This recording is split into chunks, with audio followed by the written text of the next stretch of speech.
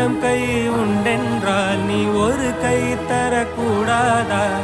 ஈராயிரம் கண் கொண்டாய் உன் ஒரு கண் என்னை பாராதா? உன்னில் சரணடைந்தே